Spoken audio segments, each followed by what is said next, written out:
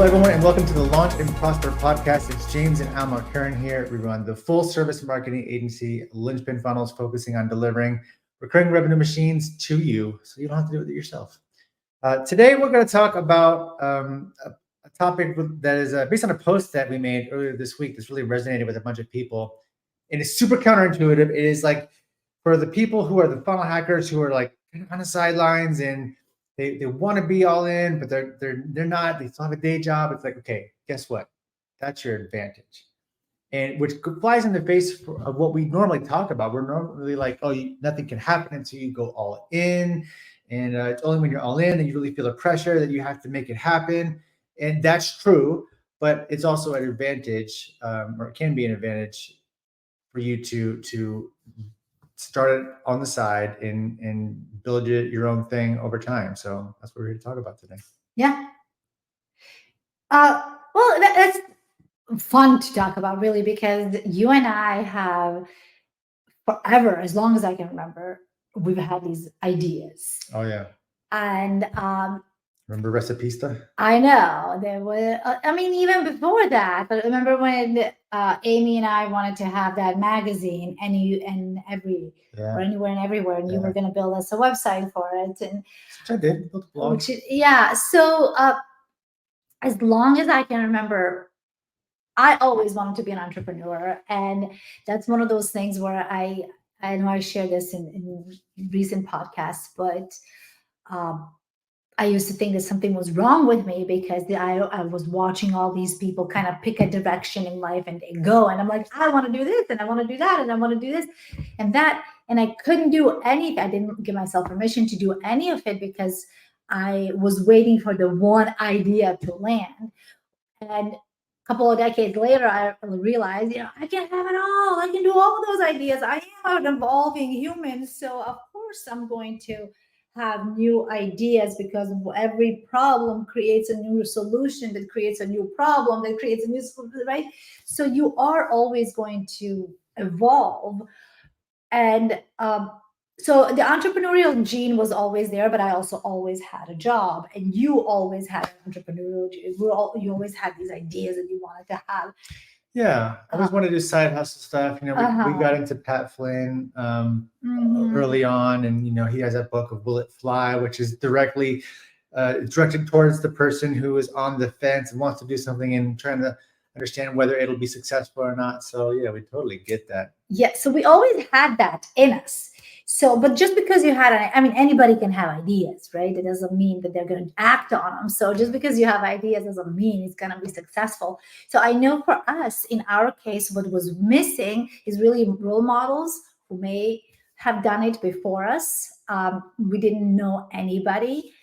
And because I thought there was one time I wanted to have a smoothie shop, which I still really want to have one, something in that neighborhood. And I thought I had to become a nutritionist before I could actually open up a smoothie shop. So I always created an obstacle, right? It's like, oh, I can't have that. I can't open that shop. I can't start that. Like a magazine. When I wanted to have a magazine, I can't have that because this is why. Right. This is the thing that's keeping me. I thought I had to have the green English literature so I could have a magazine. I mean, like, you thought you had to have a psychology degree to be a coach. Yeah. So to help people. So I always had excuses why, but I think the valid excuses, if you will call them that, were I did not have anybody in real life that actually succeeded as an entrepreneur, because I thought every person that I subconsciously picked that was successful did have some sort of degree in that area that they went into. So I used their degree and my lack of that specific degree as a block for myself. So it was lack of mentorship there, I would say, and lack of belief in self, right? Lack of belief that I could actually be successful at it.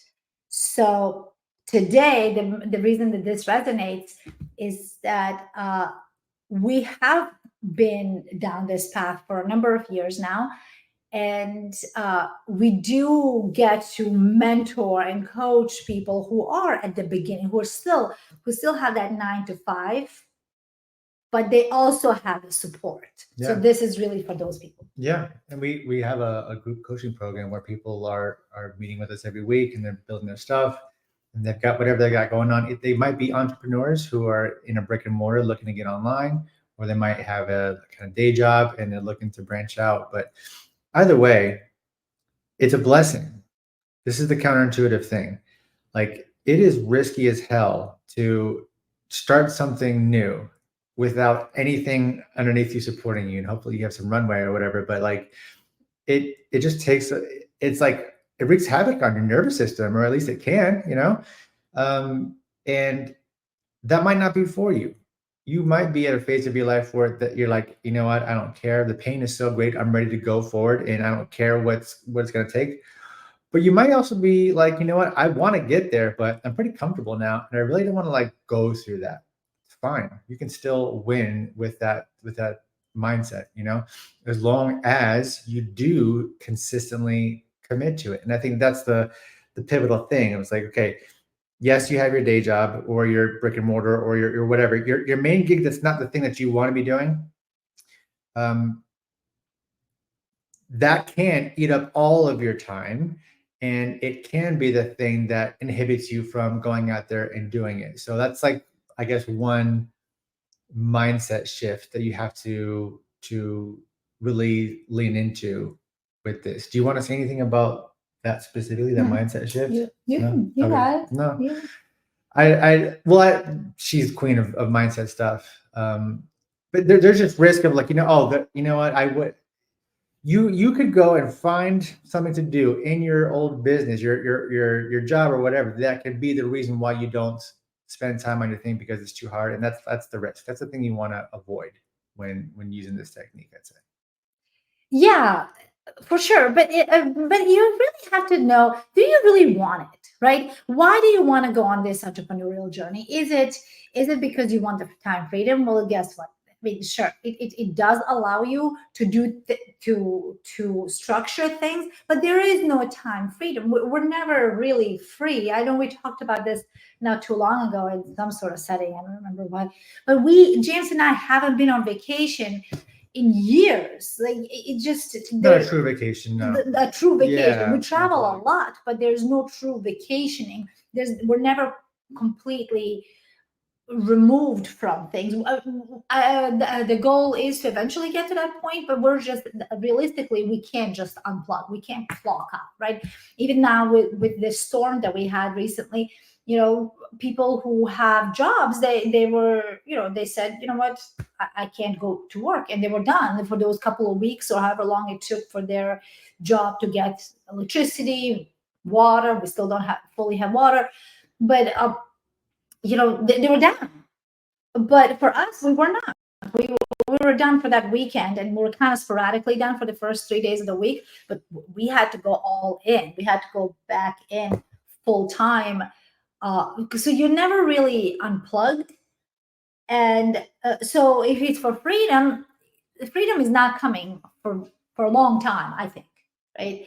And if it's so that you can choose when you want to do certain activities, then yeah, sure, you'll be able to do that. But you really have to know why, and the best reason to do it is to create some sort of impact in this world. And I'm not saying to follow your dreams. What we do, we love, but this isn't our dream, right? Most entrepreneurs that we know, the entrepreneurial journey wasn't their purpose in this world. Mm-hmm. We know some successful people who, I don't know, have an air conditioning business, right? I think that was their dream and purpose, to have an air conditioning business, or to even, I don't know, a plumbing company. Nobody dreams of becoming a plumber or having a plumbing company, right? But it is something that's very much needed. The world wants to pay them for it, and they actually enjoy. They find some sort of value in it. Hey, I get that call when the families are struggling, and I get to go there. And in an environment like we are in Asheville right now, hundreds of thousands of people are depending on people like me. So it's fulfilling. So it has to provide some sort of fulfillment. It doesn't necessarily have to be a purpose, right? If I had if I followed my purpose dream, then I'll be writing books all day long. You'll be making music all day Yep. long, right? I mean, it's we don't really have to.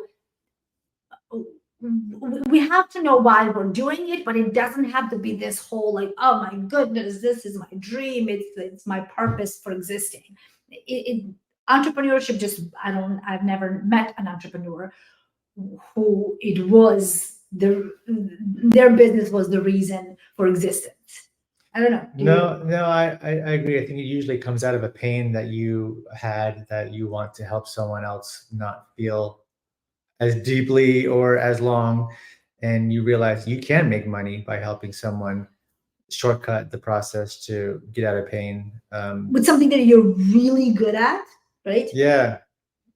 Whether Yeah. you want it to be good at it or not, it might be like, overcoming adversity, right? So that could be the thing, but it doesn't matter. But I take your point though, like, don't let some sort of like, I'm looking for my purpose or my calling be the reason why you don't get started, but you should know why you're getting into it to begin with. Yeah. I agree. Yeah, you got to know why you're getting into it. And the reason I mentioned that is because when you know why you're getting into it, again, doesn't have to be your purpose in life. It hardly ever is. In the book, The Big Magic, what's her name? Oh, I didn't read it. Oh, please, if you're watching, tell us what the author of Elizabeth Gilbert. Okay.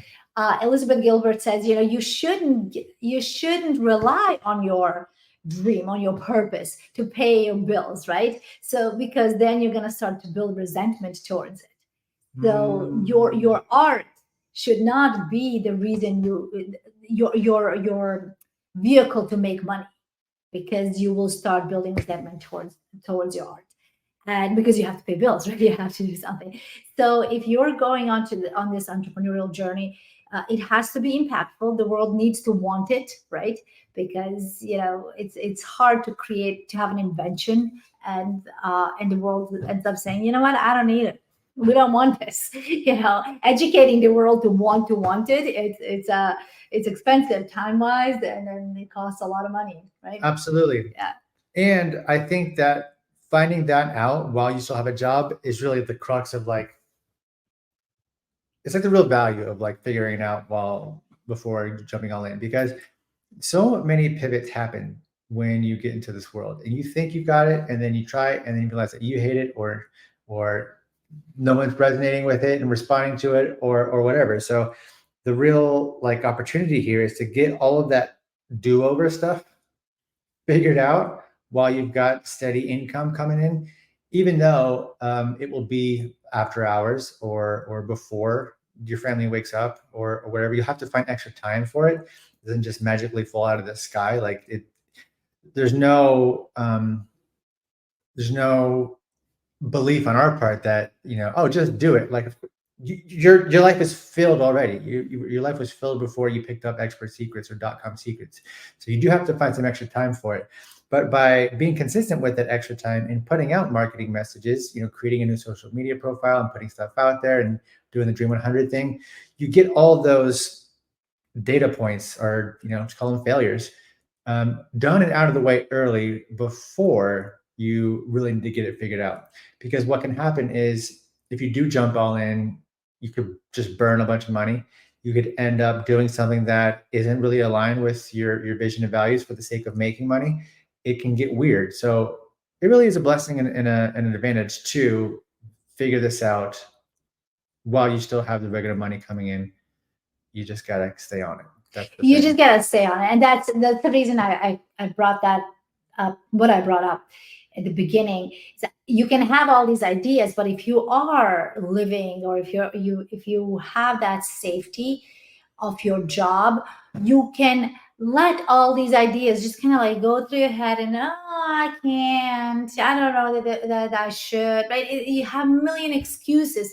Yeah, and so you have to stay on it, because personally, I have allowed probably 2 decades of time, which is a lot of valuable time, to just pass me by and not go after any of my ideas, because I didn't have a belief in myself. I didn't have the mentorship, but I couldn't seek a mentor. I couldn't have a belief in myself because I relied so heavily on that income. Yeah. And so but you have to stay with it. That's why you do need somebody who's going to guide you through it and push you, Keep you accountable. and give you a deadline, right? Like when is this gonna happen, right? And during that period of time, change your opinion, change your mind, change the service. We do have a lot of people who come to us and they're kind of halfway through it and they say, oh, I'm so embarrassed, but I don't think I want to do this anymore. I want to do this. But it doesn't mean that they're wishy-washy. It just means that they couldn't get to what they want unless they had gone through that initial idea. So you just giving that a shot within a frame of time is what's gonna kind of squeeze you and apply some of that pressure without the pressure of having to pay your bills with this. Yeah. Fail with a safety net, really. For sure. Really what it's about. Yeah. Yeah. I'm thinking like we should talk about next what are the kind of options, because going and doing the expert thing, even the e-com thing, like building a full-on business is like what we're talking about. But I'm realizing now that like one way you could get involved in this world without having to even do all that is through affiliate offers. There is ClickFunnels, there is Secrets of Success, there is Magnetic Marketing. There are a ton of different avenues for you to promote other people's stuff without even having to fulfill it, which is like, because once you sell something, you got to deliver it, right? And that might just be some stickers if you're just getting into e-commerce, but like if it's a big thing, then that'll become a real. You can lower the incline of the on-ramp if you get into affiliate stuff first. Is really where I'm landing. Yeah, and you get to practice becoming good at marketing and crafting a good, solid message, and James and I talk about this a lot. We believe that you don't know what maturity is until after you've started a business. I really believe that. I was a baby compared to how I am today in all areas of my life. And I attribute that to business ownership. So you get to mature when you have a job, in my opinion, you're not as mature because there are a lot of people who rely on you when you are the business owner. And if you are pushing, if you will, somebody else's product, while you're growing up, while you're maturing, you can blame it on that. You can be like, oh yeah, Russell failed, or yeah, so and so failed or overpromised, underdelivered, right? You kind of get that little bit of time. You get to buy yourself some time. Yeah. Mindset wise, maturity wise. And you can also jump to a new offer without having to totally sell a bunch of product that you got sitting on your shelf or whatever. Exactly. Yes. And if you don't like it anymore, if you're like, you know what, ClickFunnels, I don't want to do that anymore. I'm going to go high level. You can do that, right? So, and without too many consequences, right? I mean, you eventually, if you do keep jumping from offer to offer to offer, you do lose credibility. And we'll stop talking to you. And we'll stop talking to you. Exactly. Yeah. But you get you get to buy yourself a little bit of time. Word.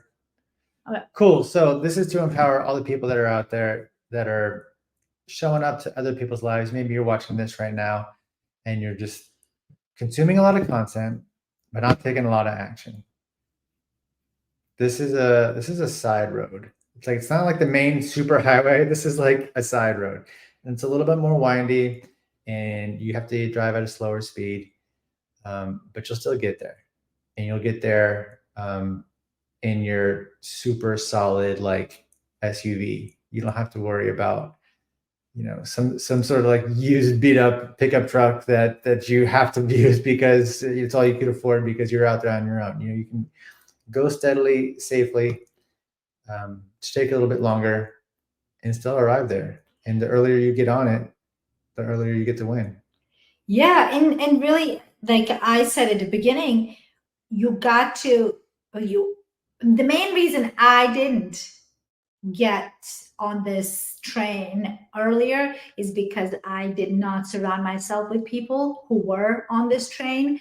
So that's the first thing. If you have an idea, you have some sort of an inkling of this, you got that itch to go on your own, to be your own boss, to create your own service product, affiliate market, whatever that is. Surround yourself with people who are doing the same thing, who are a couple of steps ahead of you. And if you're looking for that community, please join us. You know, we will happily welcome you. We do have I'll be in your hands. okay. We do have Lynchpin in a Box that we're kicking off, that we're launching. What is So that? yes, so join us. We are excited to welcome new members and kind of show you the ropes of all the do's and don'ts, all the things, all the warning signs that we just didn't really care to pay attention to, that kind of bit us in the butts. All right. All right. Ciao.